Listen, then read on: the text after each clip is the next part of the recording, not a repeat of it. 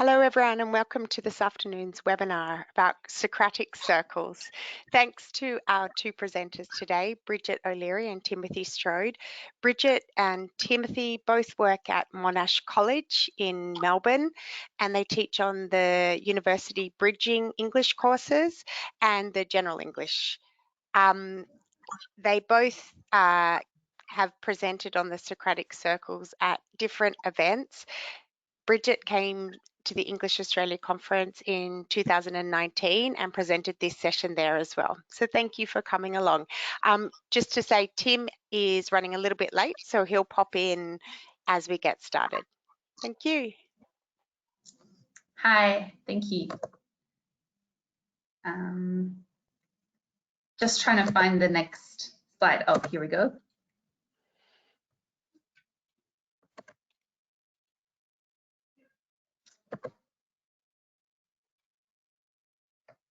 So we're going to talk about a bit of background on this project, Socratic Circles, that we did, the activity itself, the results that we found, and then there'll be time for questions at the end.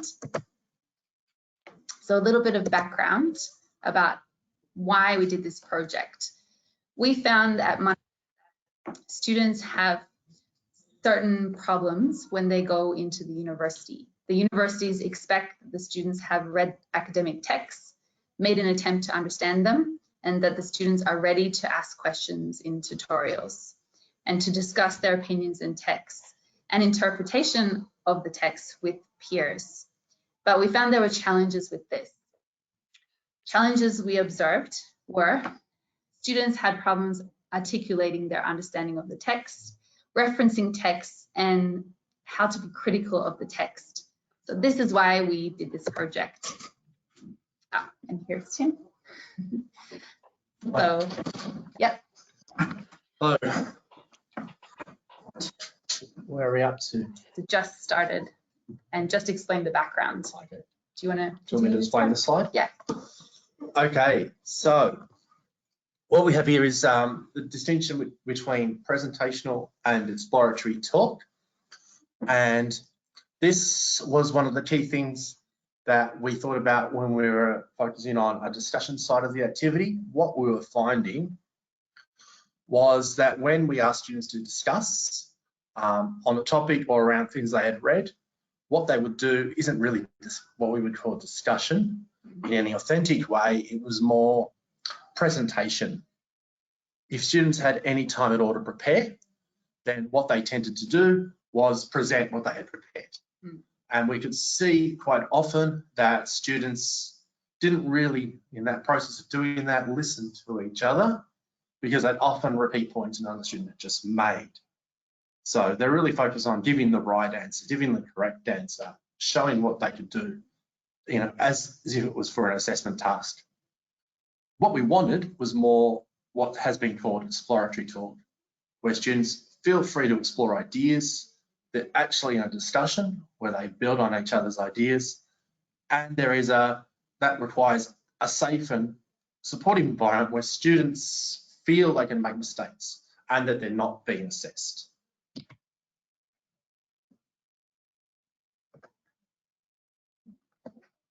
Okay, so the main activity that we centered our action research around is known as the Socratic Circle.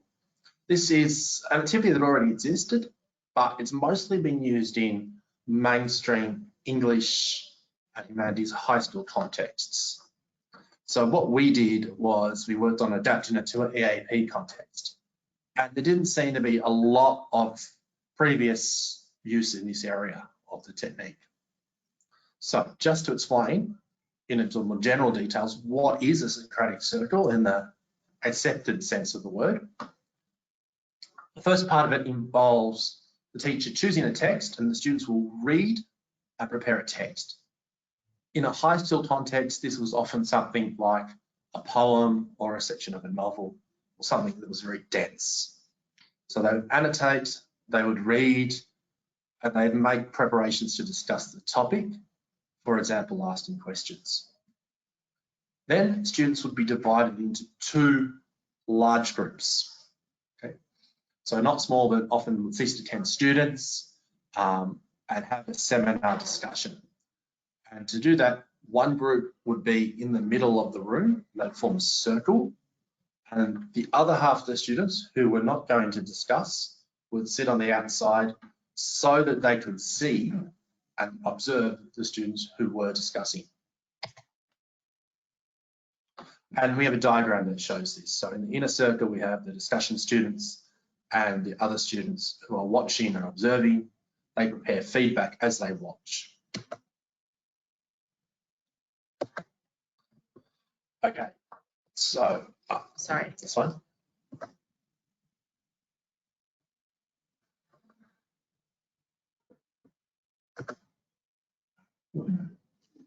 Sorry, I'm just having a technical problem trying to go backwards. No, not going backwards. Okay, where are we? Thank you. One more back. Okay. Right. Yeah. I'm one forward. That's it. Thank you. No, that's it. One forward. Can we go forward? Okay, so here's the overall process we developed. It's got a delay. Okay. Yes. We're too far forward. Yeah. Okay, so here's the overall process we developed. And what we did is students will read a text, they'll prepare, make notes, annotate. Obviously that takes the teaching in itself. And then usually we give them some focus questions related to the discussion, and they use that to prepare. And on the day, they have a active conversation, the first group in the middle and the other group on the outside are watching.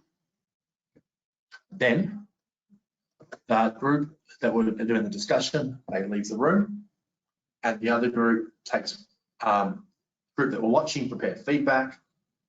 The group that spoke come back into the room, and they say how they felt the discussion went. Then the other students who observed, they give their feedback, and finally the teacher adds any necessary comments. And then the whole process repeats again from the beginning, basically, with the students who observed, they now speak, the students who spoke, they now observe. Using the same text, generally using the same text. And what we found in adapting this was the discussion part originally was very promising, but the challenge was observers. What we needed was to make sure the group that were watching, not necessarily doing a lot for 10 minutes, were engaged, following the discussion, and able to give feedback at the end that their peers would value. And that took us a few tries to really work out how we could do that. And Bridget's now going to take over and talk to you about the techniques we developed for this. So we developed specific role cards, and these role cards were for the observers, so the students sitting around the circle. And these role cards are different for each student. This is a sample of 4 role cards. The first one is a role card that's about watching the conversation, and watching the conversation like it is a game, almost like a ball game, where you can see the conversation is moving around. Sorry, having a little technical problem here. Might go back a couple. It's possible, not possible. Yes, thank you. So the first card you can see here, and I'll go into more detail later, but each of these cards have a specific function for what the student needs to do while they're observing.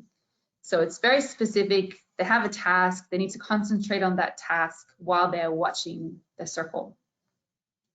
Now, in the PD that we did, we actually showed the teachers the activity by demonstrating. This is a webinar, so I'm not going to do that, but I'm going to talk through it. So the steps are, you explain to the students how are you going to set this task up. You explain the purpose for why you're doing that. And we did that in a PD with a group of teachers, where we said the text was previous PDs, and then we gave them a question that they could experiment with and pretend they are students. We do have pretasks that we made to scaffold the looking and thinking about text. The pretask was first to come up with 3 main ideas of the text. Then the students write down the main idea, they swap with the partner, their partner comes up with the question. Relating back to the original idea of Socratic, which is inquiry-based learning, questions are really important, getting students to focus on an authentic question. They want to know. The next part of the pre-task was to explain about why is a conversation important, what are the important features of a conversation. So we did a ranking here of different aspects of a conversation, which was the most important. So they have a conversation about what they think is the most important aspect of having a conversation. And then we explained about deeper thinking and how making a specific question, one that is authentic, that they really want to know about the topic, helps them to have an authentic discussion and to understand more deeply about the topic. This is an example of how it looks, with the students in the middle talking, the outside students watching, then giving the feedback. So the role cards, I'll explain it in a bit more detail. Role card 1 is watching the conversation as it was a sport game, for example, and the ball is the conversation. Where does the conversation go? Who is talking? Who talks next? Who talks the most, or who didn't talk? For example, you can see this is an example of a student. They are watching, the conversation went from here, and the next student who spoke next. And you can see quite clearly the dynamics of the conversation here. Then they can give feedback. For example, this student maybe spoke a lot. This student didn't speak enough. Maybe one student only spoke to another student, not the whole group, and so on. Another role card was body language, where students watch for body language and they write down what they observed. For example, facial expressions or hand gestures, a smile, a nod, anything. Then they write down if they thought that was positive or negative. Did that help the conversation or detract from the conversation? Another role card was the ideas role card we made, where the student only listens to the ideas, writes down the ideas that they hear, and then explains in the end what they thought was maybe the best idea. This card was more complex, focusing on questions. So the student needs to listen for different question types. For example, questions for clarification. For example, questions like, what do you mean? Questions that are about viewpoints, and then linking, agreeing, disagreeing, and so on. Then they have the actual conversation. So this was the example we gave at the PD.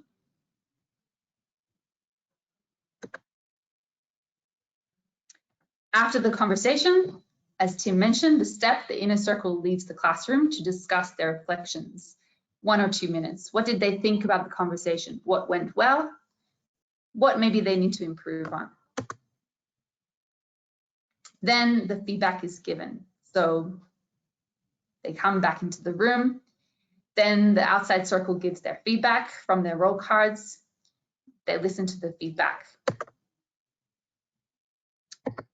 Some more details. We had a sample text that doesn't seem to be there, which we will add, and it will be on the website. This was a graph that we used in measuring the information from the students in what they thought about the activity, which part of the activity was interesting for them, and reflection.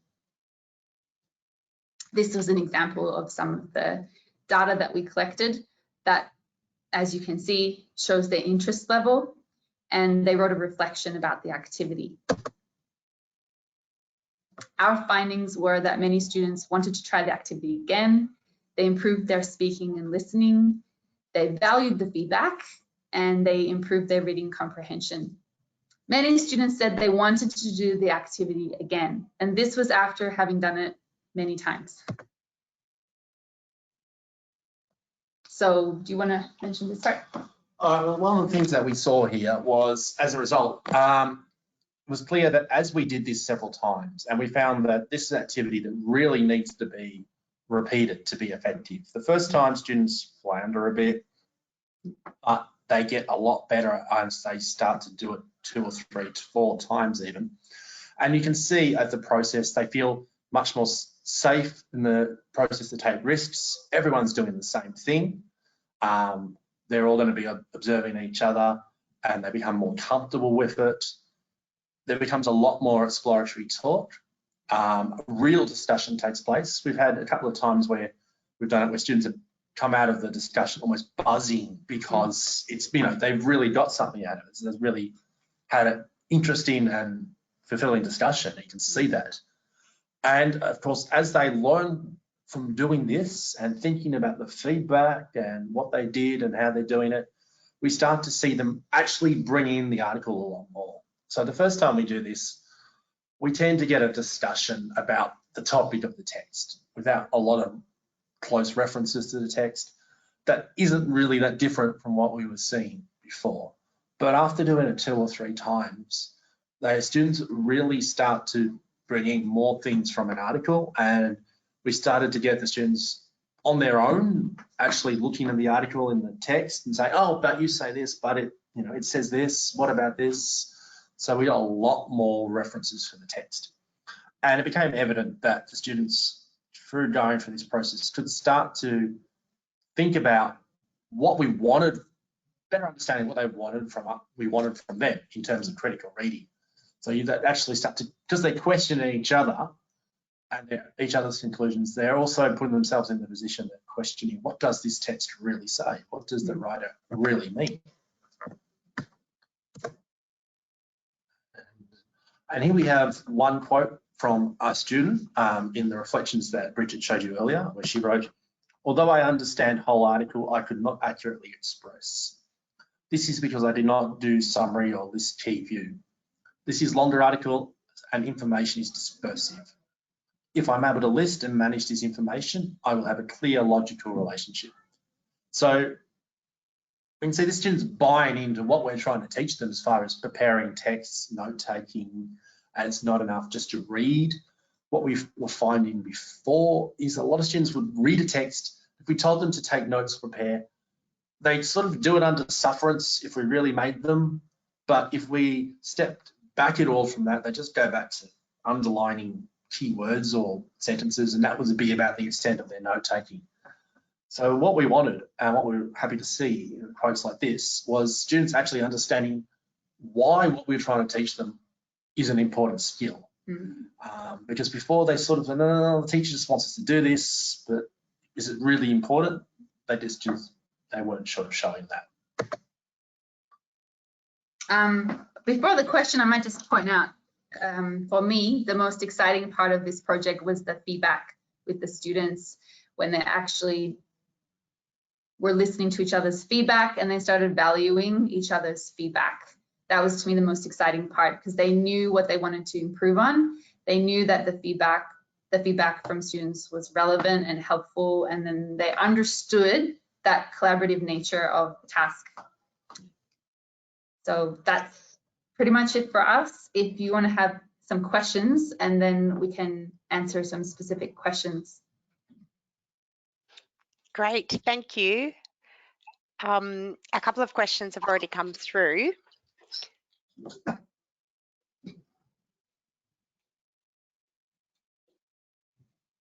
So the first one is, what's the smallest number of students that can be included so this activity can still be interactive?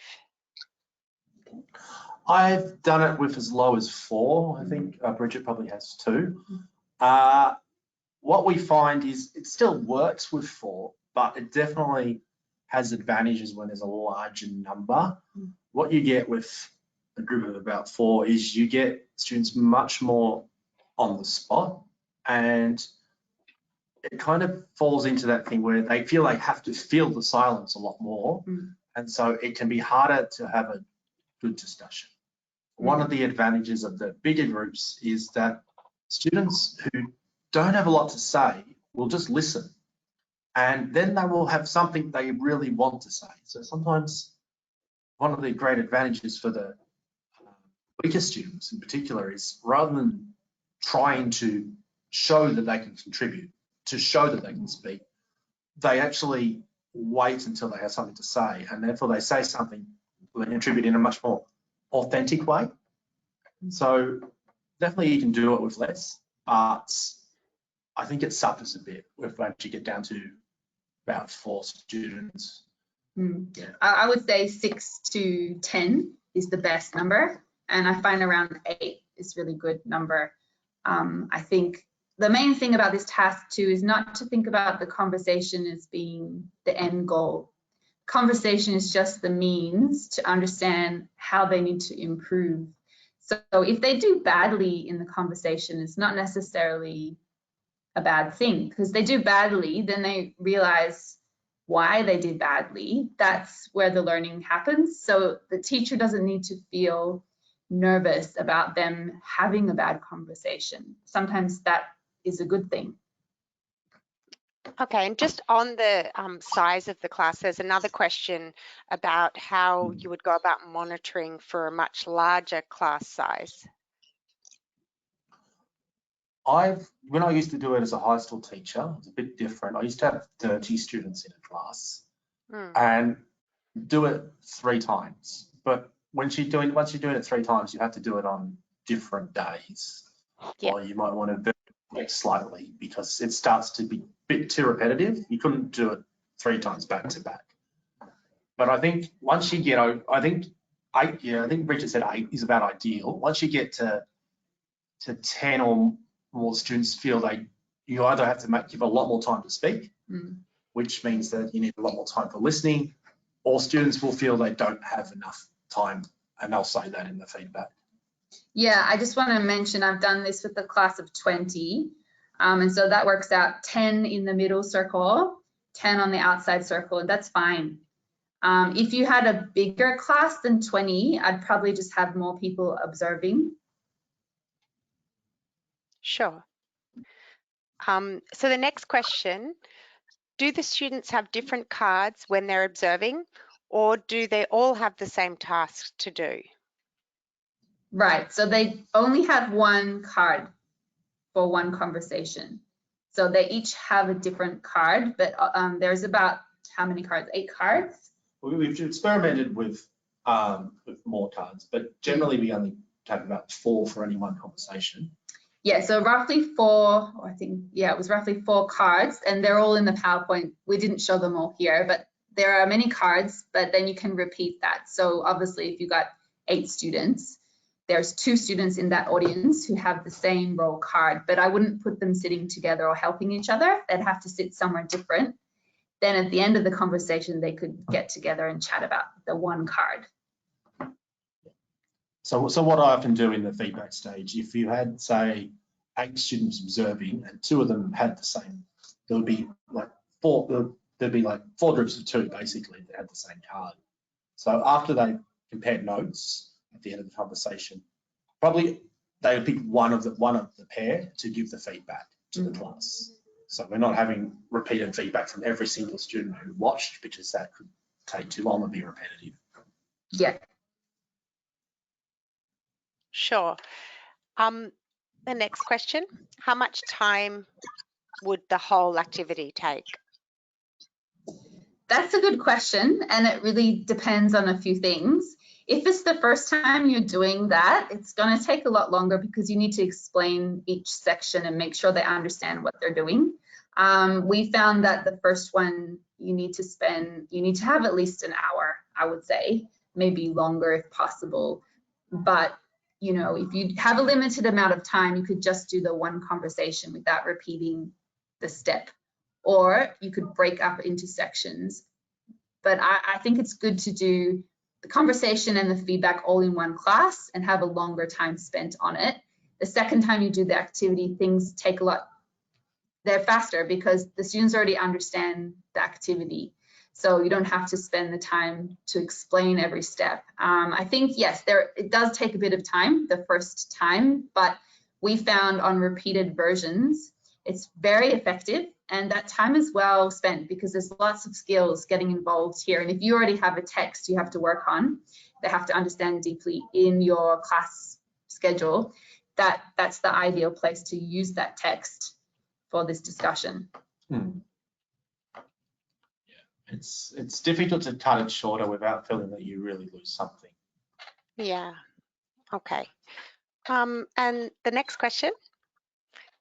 Do other teachers at Monash use Socratic Circles? Can I use this one? So we've had pretty good success story with this Socratic Circles. We've done this PD at Monash about 6 times, I would say, and it's been used in pretty much every program. We've had a lot of teachers saying it's been great. They've had really good feedback from all levels, including low levels to high levels. And we've actually had this material implemented and written into the new curriculum for the bridging program, which I'm really excited about. And I've actually started on that new program, which is actually implemented and written inside the activities. And yeah, so that's the pretty cool thing. Yes, so yes, big yes. Wonderful. I have a quick question because obviously you've done an action research project about the Socratic Circles activity, and my question is, did you develop some of the materials based on your findings from the research? I'll take this one for a bit. Or yeah. So yes, we did a lot of research, and obviously Tim had done the activity before in a different context, but we did research in what is currently out there in terms of what's out there in higher education and what's being used. And there are different things on the internet that's being used in different contexts. But then we thought about what our learners needed, specifically at Monash, specifically for programs about English, and also sort of culturally as well about conversations and critical thinking. And we used the theory, and we used lots of test cycles, I guess. We spent roughly a year retesting this. Every couple of months we'd get together, have a look at the materials, get feedback from the students and teacher developer and other teachers, and trial it in different classes and ask the students what they thought about the materials. So we ended up changing the materials quite a few times to go through, you know, sort of like a playful experimentation time to see what was working. And we think this is the best way to use this activity because it's very specific, it's scaffolded, but there is room for, you know, students to do badly so that they learn and they feel that they're more in control of the activity, and they understand what they're required to do, where in a lot of other conversational activities in the EAL industry, a lot of students think, oh, teachers just making me do this for the sake of it, not probably understanding why or how it will be useful. And this one is very specific. You have an audience and they understand that this will be a similar scenario that would happen when they get to university in a master's, in a tutorial discussion. It's more academic. They see that purpose being more relevant to what they think is important. Yeah. Yeah, and it's so much more motivating when you know why you're doing something. Okay, great. Someone's asked about the level of students that this activity is appropriate for. So they've said, is it only appropriate for intermediate plus? Do you think it could be adapted to pre-int students? I think we haven't really trialed it with pre-int students. I suppose the challenge there is what sort of text to use that can provoke discussion. But I think in principle it can work, but it does need some sort of adaptation. Maybe things with a lot of pictures as well that can prompt discussion could help there. Actually, shorter discussion. Yeah, I actually did do it with one pre-int class, but it was a bit difficult for them. But it still worked. But I think maybe the role cards themselves might be needed to be adapted a little bit. Probably intermediate is better, but I really think any level could work. But you might need to tweak a bit of what you want them to do with the language around that. I think the main thing is, yeah, as Tim said, the text. So if the text is at the right level, I think this activity could work for even low level, as I tried and it seemed to work. Yeah. Great. And that sort of leads into the next question, which is about the length of the texts. So the person has asked, how long should the text be? Would a journal article be too long, for example? No. There's a few things we found in text. I mean, I've used this for bridging articles, which tend to be journal articles, so often shorter ones that students need to understand. So I think if it's a journal article in your course, I think a journal article is fine, as long as, obviously, a more dense article, the students need more time to prepare and more time to read. But it's an important part, I guess, of getting them to understand how to approach reading and unpacking in the group, the journal article. That was part of our context, that how the student's going to do a tutorial discussion if they read an article and then they go to a discussion and they can't say anything about it, even the fact that they don't understand it, they can't express very clearly. So definitely, I think journal articles would be appropriate. One thing that we found that makes for better discussions is if there's if the students can relate it to themselves, if there's an element of ethical or moral element to it to be discussed, then that often leads to much more engaging discussions. But it works even when the text is a bit dry. It still doesn't work. Yes, I think the important thing to note here is the level suits the students. Yeah, and any length I think is fine. But as Tim said, it can work even with a really boring article or something that in your text that you have to teach, but it does work better when it's a bit more interesting, relevant, or current. Something that the students are interested in always works, and you have a better discussion. For example, recently I did one with an article about fires, and it was great because they could link it to current problems in Australia with the bushfires, and got into really good discussion, which was outside the text as well as inside the text, which I think was great. Okay, wonderful. So I think that's it for the questions. Is there anything more that you would like to cover, Bridget and Timothy? I just have a couple of things that I remembered that I wanted to say that I didn't say. Of course. The first one was, I'm not sure if I said this, but the text is better to be set for homework before the day that you do the conversation. So, for example, I would set a text on a Friday, do the conversation on the Monday. So they had a couple of days to read it, take notes. Also, if students didn't read the text, it's really obvious. And it's quite interesting because other students who are watching them might write down something that, or tell them in the feedback, we don't think you read the text. And the teacher's not saying that, and they pick up on that. Oh, you need to read it. You need to understand it. That's quite important for this task. There's no way of, pretending you did that homework if you didn't. Yeah. Did you have anything else? Yeah, I was just thinking of some of the questions that we had on Monday when we presented on this. Because we often get asked in PDs about, do you teach them speaking techniques before, or discussion techniques, or, things about appropriate body language? And the answer to that would be maybe a little if it's in the course, but it's not really a focus before you do it, because what we find is that the whole process of going through this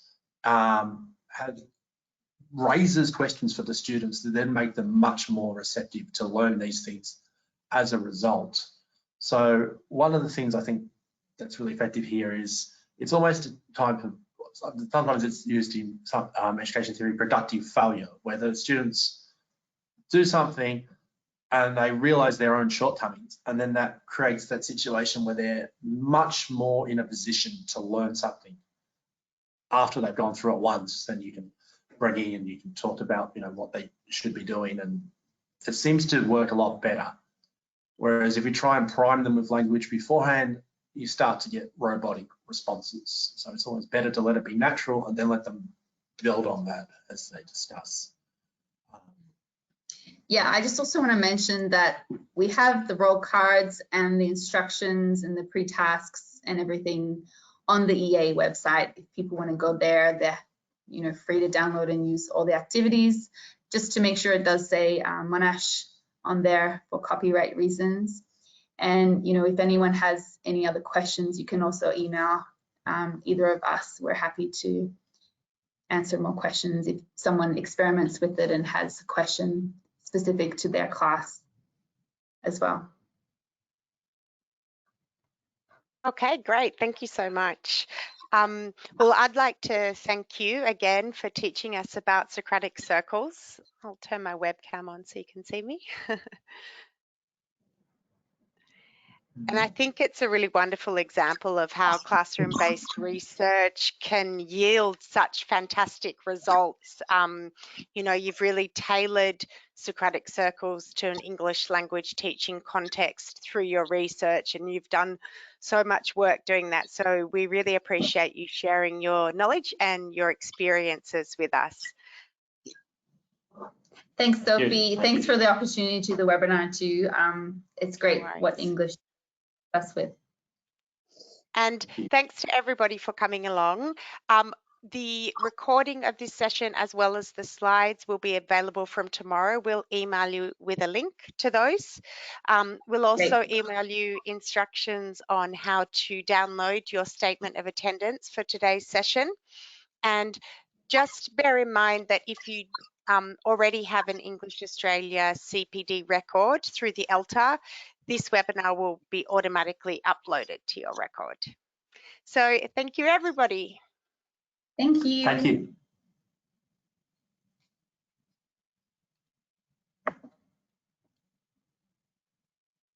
Bye.